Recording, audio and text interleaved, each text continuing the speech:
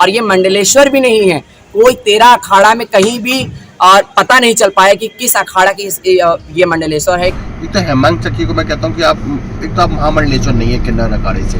साल था 2022 का। धर्म की नगरी काशी से खबर आई कि ज्ञान व्यापी में जलाभिषेक के लिए महामंडलेश्वर हिमांगी सखी पहुंची हैं। और जब मीडिया वहां पहुंची तो हिमांगी ने तांडव शुरू कर दिया।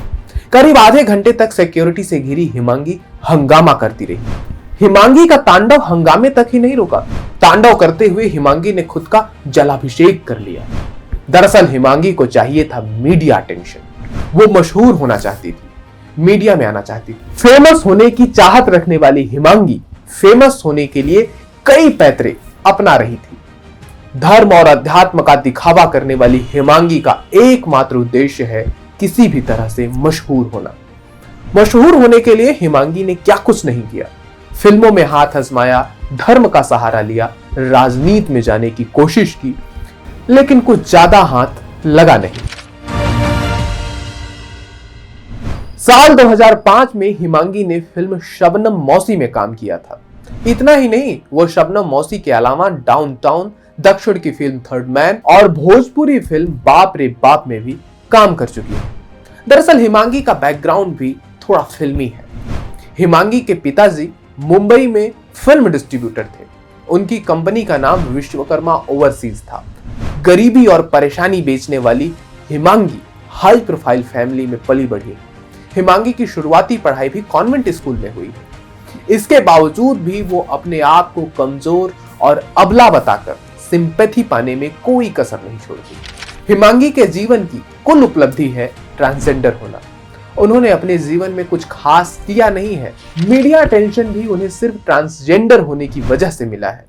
ये महामंडलेश्वर है भी या नहीं, इसका भी कुछ पता नहीं है।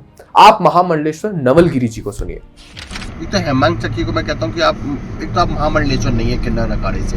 मेरी भवानी माँ से बात हुई थी। भवानी माँ एक बार मैं दिल्ली में किसी कार्यक्रम में था तो वहाँ बहुत सारे किन्नर आए हुए थे। तो मैंने किन्नरों से कहा कि आप वृंदावन आइएगा।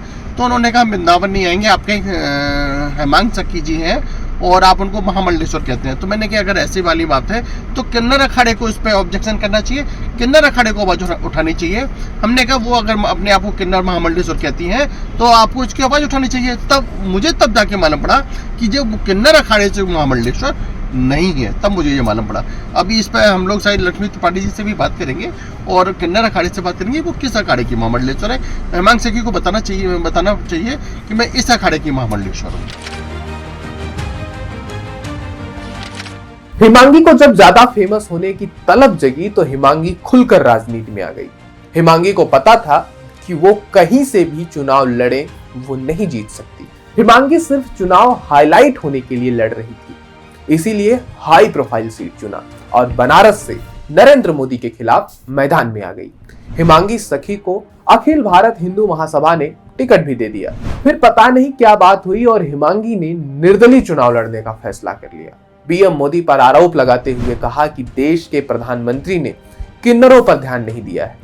मैं तो किन्नर समाज के हक के लिए यह चुनाव लड़ना चाहती हूँ। किन्नर समाज को सम्मान देने की मेरी मांग जब तक पूरी नहीं होगी मैं अपने इरादे पर अटल रहूंगी। मैं निर्दलीय ही चुनाव लड़ूंगी। सोशल मीडिया पर खूब बयानबाजी की, सुर्खियां बटोरी, ठीक ठाक मीडिया अटेंशन मिला। वो यही चाहती भी थी।